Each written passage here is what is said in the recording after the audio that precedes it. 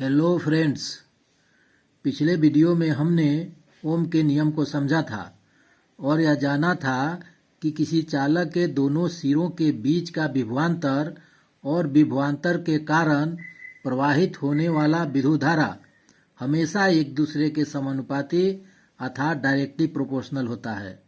आज के इस वीडियो में हम लोग विद्युत धारा और विभवांतर के बीच के ग्राफ को समझेंगे और जानेंगे कि विभवांतर और विद्युत धारा के बीच का जो ग्राफ होता है उस ग्राफ के क्या क्या गुण होते हैं, VI ग्राफ के क्या कैरेक्टरिस्टिक होते हैं, इसको हम लोग समझेंगे।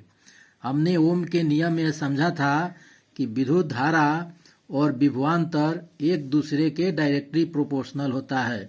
अगर विभवांतर के मान को हम बढ़ाते हैं तो विद्युत धारा का मान बढ़ जाता है, विभवांतर के मान को घटाते हैं तो विद्युत धारा का मान घट जाता है।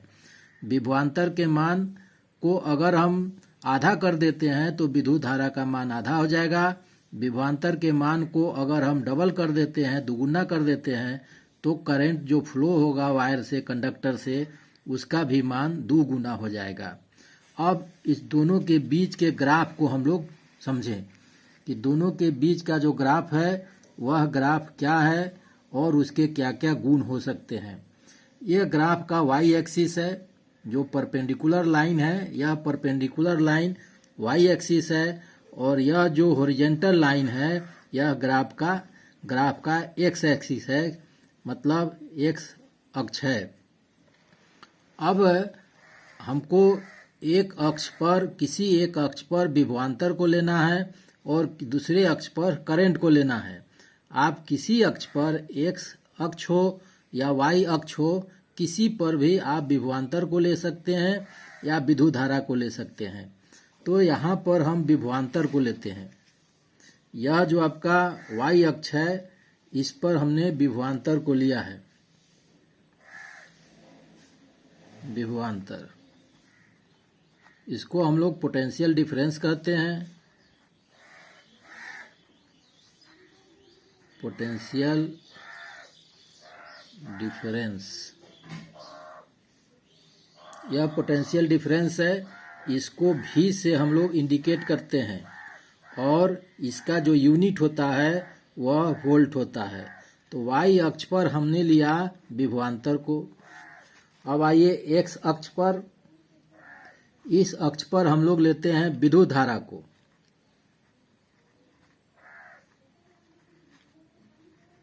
विद्युत धारा, इसको हम लोग करंट कहते हैं और इसको हम लोग आई से इंडिकेट करते हैं और इसका मात्रक जो होता है वह एम्पियर होता है। एम्पियर होता है।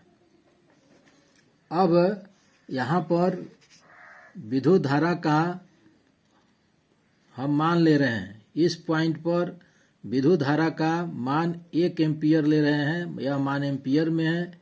इस पॉइंट पर 2 एम्पियर, इस पॉइंट पर 3 एम्पियर, इस पर 4 एम्पियर आप अधिक मान भी ले सकते हैं। यहाँ जो वाई अक्ष है इस पर हम लोग विभवांतर का मान लेते हैं। यहाँ पर विभवांतर में हम लोग 2 वोल्ट, यहाँ पर 4 वोल्ट, यहाँ पर 6 वोल्ट, यहाँ पर 8 वोल्ट, यहाँ पर 10 वोल्ट आप अधिक मान भी ले सकते हैं। अब देखिए करंट 1 एम्पियर है तो विभवांतर यहाँ पर 2 वोल्ट है। इस दोनों को हम लोग ग्राफ खींचे हुए हैं, इस दोनों को हम लोग मिलाते हैं। एक पॉइंट हमको यहाँ मिला, करंट का मान यहाँ बढ़ा 2 एम्पियर, विभवांतर हो गया 4, मतलब विभवांतर को आप डबल कर दिए। 2 वोल्ट से विभवांतर 4 वोल्ट हुआ तो करंट का मान भी डबल हो गया, 1 एम्पियर से 2 एम्पियर हो गया। एक पॉइंट यहाँ पर लिए।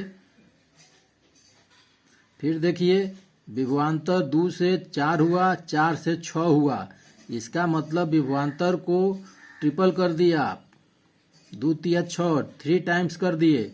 3 टाइम्स कर दिए तो आपका करंट 1 से 3 हो गया, यह भी 3 टाइम्स हो गया। तो यहां से हम लोग इसको मिला दिए,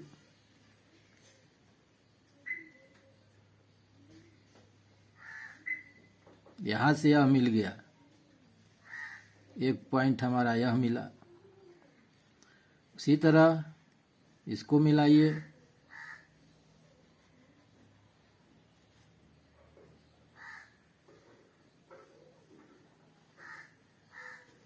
अब इस लाइन को मिलाइए। इस लाइन को अगर हम मिला लेते हैं, इस पॉइंट को हम मिलाते हैं, तो हमको एक स्ट्रेट लाइन प्राप्त होता है, सीधा लाइन प्राप्त होता है।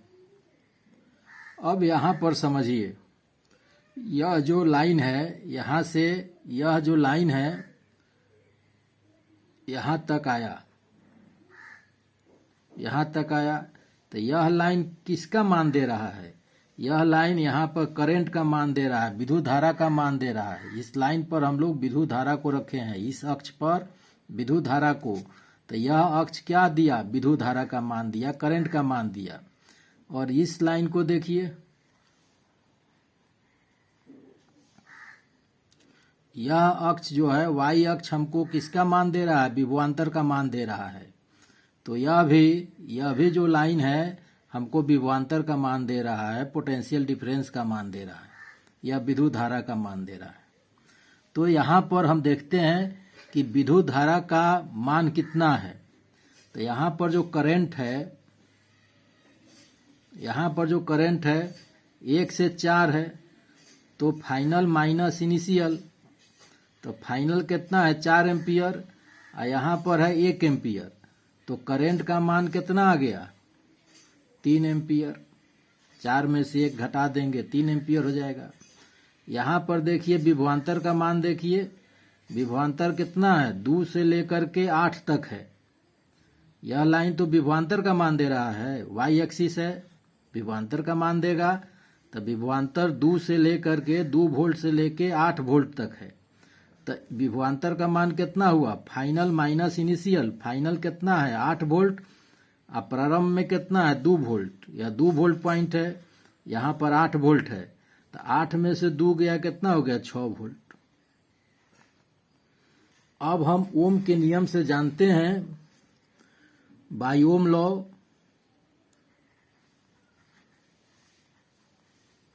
ओम्स लॉ, ओम के नियम से हम लोग क्या जानते हैं? V proportional to I।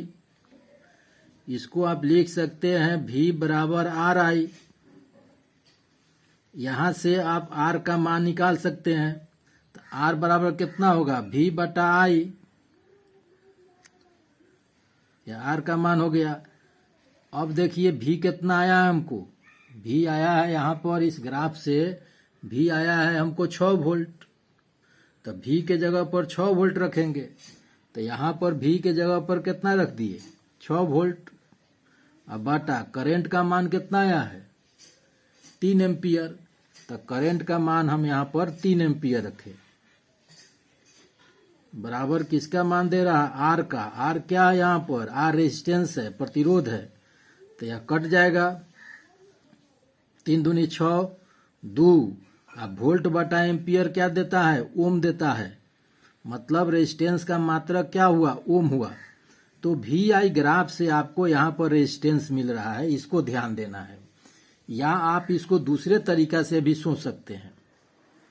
अब यहाँ देखिए ग्राफ को फिर एक बार देखिए, यह जो ट्रायंगल बना है, यह जो त्रिभुज बना है, यहाँ पर 90 डिग्री का कोण है, तो यह एक समकोण त्रिभुज हुआ, राइट एंगल ट्रायंगल हुआ। इस कोण को हम लोग थीटा मान लीजिए। तो राइट एंगल ट्रायंगल में, समकोण त्रिभुज में, थीटा के सामने वाला जो साइड होता है उसको हम लोग कहते हैं लंब, और 90 डिग्री के सामने वाला जो साइड होता है, भुजा होता है, उसको हम लोग कहते हैं कर्ण। तो यह कर्ण हो गया, यह लंब हो गया, और यह क्या हुआ? यह बेस हो गया, आधार हो गया। तो अब इस थीटा से इसके और इसके बीच का रिलेशन देखना है हमको। यह विभवांतर का मान दे रहा है और यह करंट का मान दे रहा है, तो हम tan थीटा से इस दोनों के बीच के रिश्ता को देख सकते हैं। तो tan थीटा बराबर क्या हुआ? tan थीटा बराबर होता है P बटा B, लंब बटा आधार।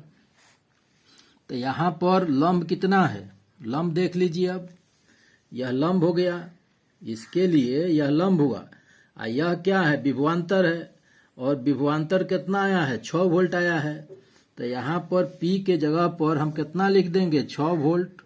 अब बटा, अब आइए बेस को देखिए, आधार को देखिए, यह आधार है। यह मान किसका है, तो यह विद्युत धारा का मान है। तो विद्युत धारा का मान कितना हम लोग लिए हैं, 3 लिए हैं। तो यहाँ पर लिख देते हैं 3 एम्पियर।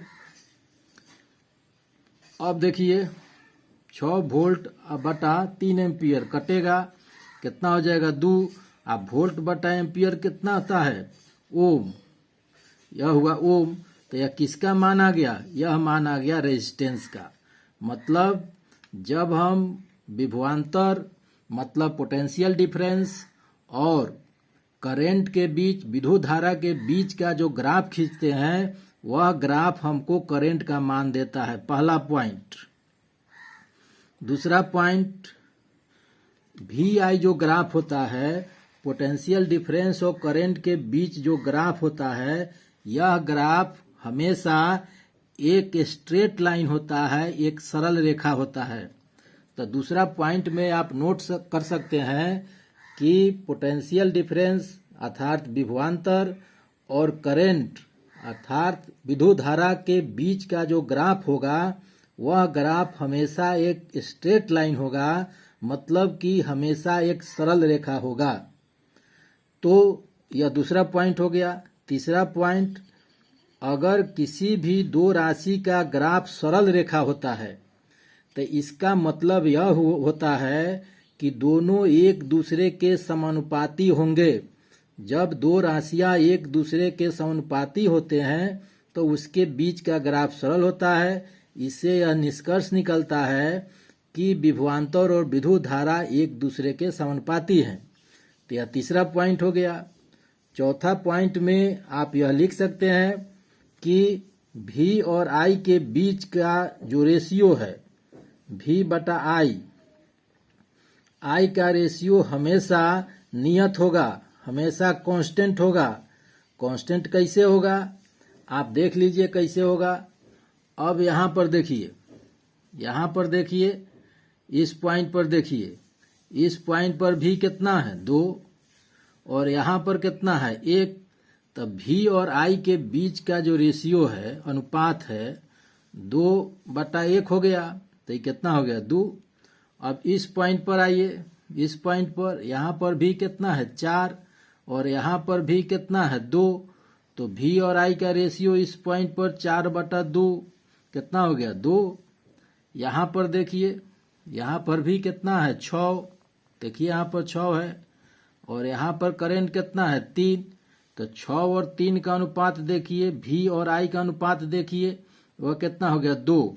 मतलब V और I का जो अनुपात होगा हमेशा कांस्टेंट होगा। एक बार फिर से इसको समझिए। पहले पॉइंट में आप क्या लिखिएगा, पहला पॉइंट यह बताता है कि V और I के बीच, विभवांतर और करंट के बीच का जो ग्राफ है, वह ग्राफ हमें हमेशा रेजिस्टेंस का, प्रतिरोध का मान देता है, पहला चीज। दूसरा चीज, V और I ग्राफ जो है हमेशा एक सीधा रेखा होता है, हमेशा एक सरल रेखा, स्ट्रेट लाइन होता है। और तीसरा पॉइंट, V और I के बीच का जो ग्राफ है वह एक सरल रेखा है।